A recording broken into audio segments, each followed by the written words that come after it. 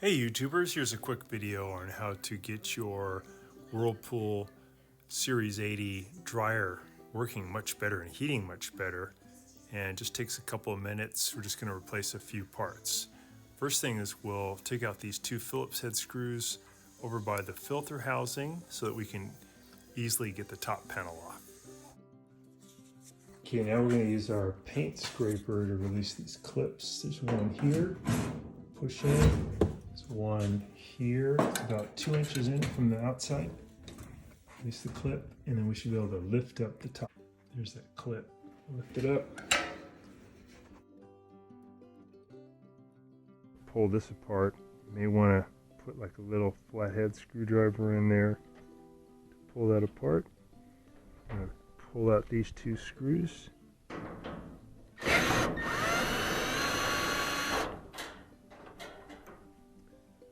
On this side.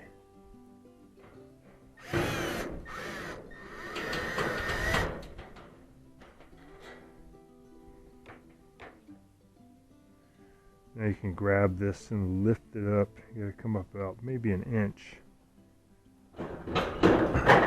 Disengage it.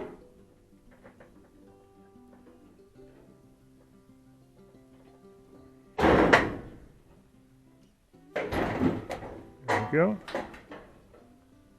Okay, we're going to set this aside. We're going to undo the belt, get the drum out of there. So I'm just going to push the drum back a little bit, and I'm going to move this thing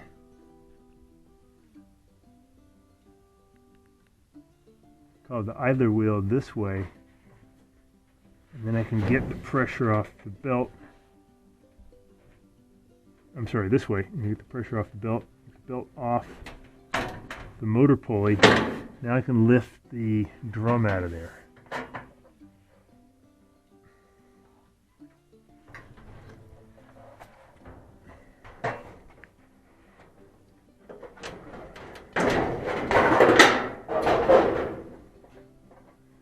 Okay.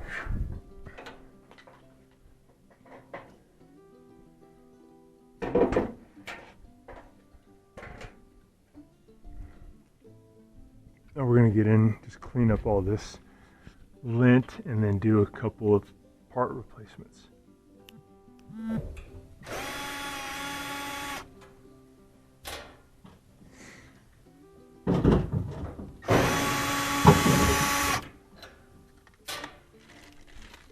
Okay, here's the part number 53039317775. Open these up.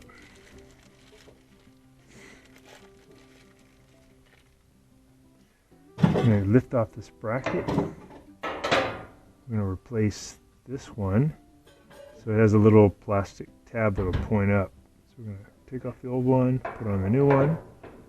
We're going to take off this one that has the 2 tab on the top. Take it off, put on the new one. Put the bracket back. I'm going to kind of pivot these until those plastic pins go into the bracket. We'll put the 2 Phillips head screws back in, and these coils will open up the gas valve and give you a nice strong flame. But as they get worn out, your dryer won't heat as well, and this is a quick way to get it heating again. Put these modular connectors back on, clicks in.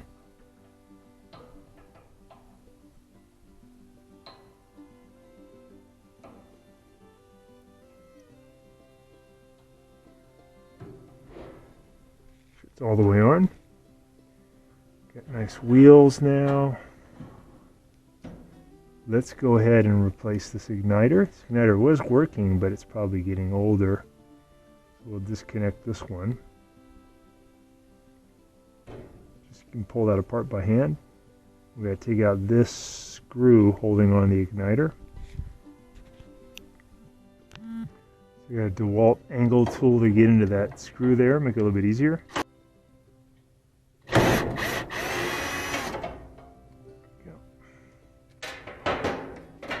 Here's your old igniter. Let's go and put a new one in. That one still looks pretty good, but go ahead and exchange it with this one, brand new. Be careful you don't touch that metal part. They're pretty fragile. If you get oil on them, it can cause some trouble of breaking early. Just kind of like a halogen bulb.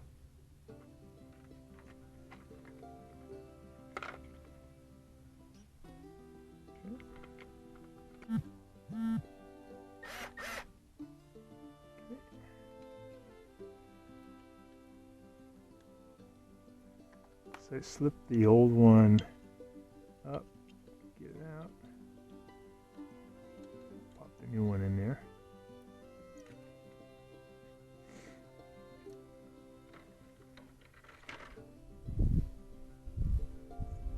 Clean off these pieces.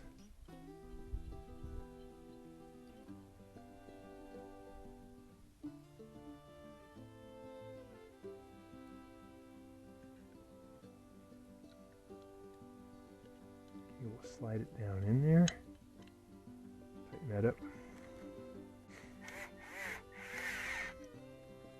Go.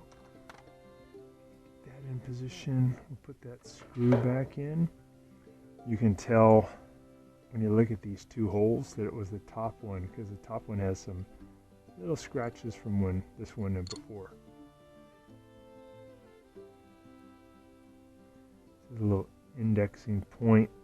Helps you fit it in correctly.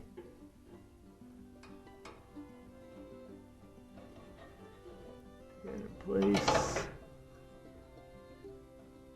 Tighten that up.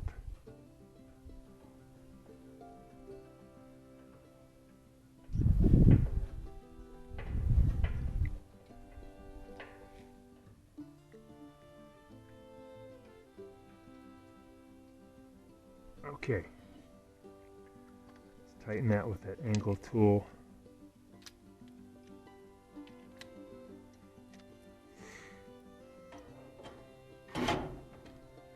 Go. Okay, we're going to hook together these two for bringing power to the igniter. That nice and tight. And we are ready to put it back together. We replaced the gas coils. We cleaned up the motor with some electrical cleaner. Igniter. And now we'll go ahead and put the drum back in. We have a new belt for it too. Get our idler wheel in position. That.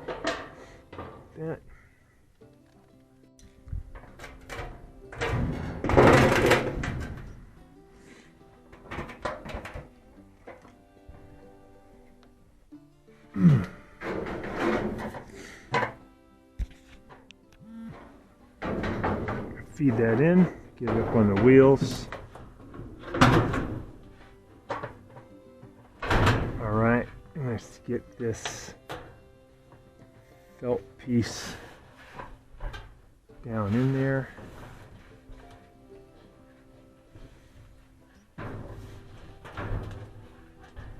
Almost got it.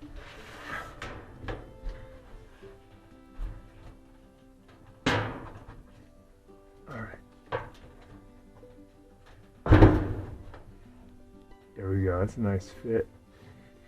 Okay. Put the belt on. Put a brand new belt. So you want to have it the rubber side down, cloth side up. On some of the old Maytags, it's opposite, but most belts are like that, cloth side up. Get that over the drum.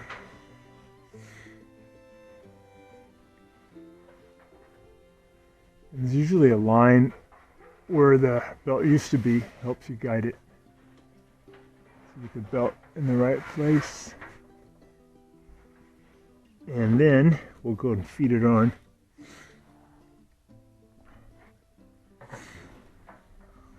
To do that, I'm gonna get the belt underneath this idler wheel stays in place for me. There we go. Get the belt underneath this idler wheel. I'm going to bring this loop through, and then I will move the idler wheel toward my right, get this over the motor pulley, and then just want to make sure it stays on as I do a turn.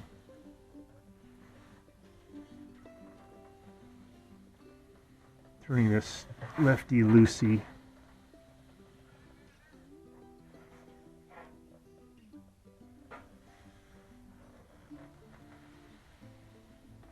I just want to get one full turn.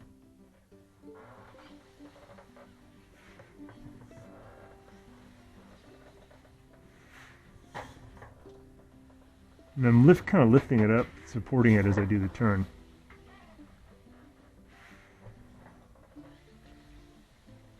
Okay, that's good. So now I'm going to get the front panel to drop down onto this hook and this hook to hold the bottom, and then I'll put the screws in to hold the top. So I'm still holding it up. Grab the front panel. Those are the holes that I have to get to go onto those hooks. So we're going to get that position. We're going to get the front bearing to ride here on the bearing of the felt bearing on the front panel.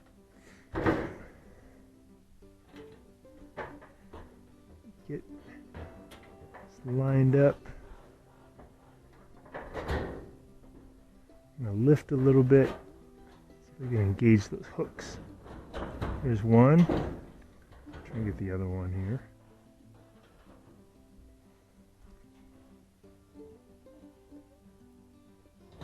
There's two. Okay, now I'll get the little screws in here. Okay, there's one.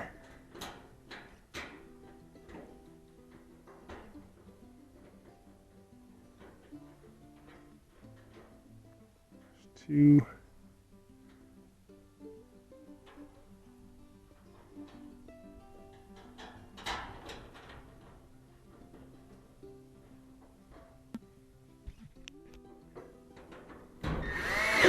Tighten that one. Tighten that one.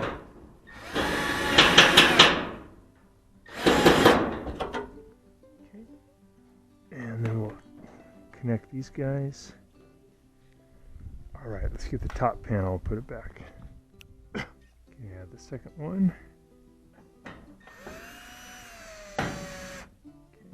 All right, we're going to see if it sounds good and if the igniter's working. We get it hooked up to power. Starting it up. Sounds pretty smooth. Pop off this little inspection piece here. Take a look in there. See if we see any kind of glow. Oh yeah, there's the igniter. All right, working good. Video, and please subscribe to our channel when you get a chance. And also click the little bell notification button so we can send you weekly videos on all the different ways of fixing appliances around your home and saving you lots of money. So thanks again for watching, and please also press the like button for our video if this was helpful to you. Feel free to contact me at the email listed below, which is scottthefixitguy@yahoo.com, with any of your questions.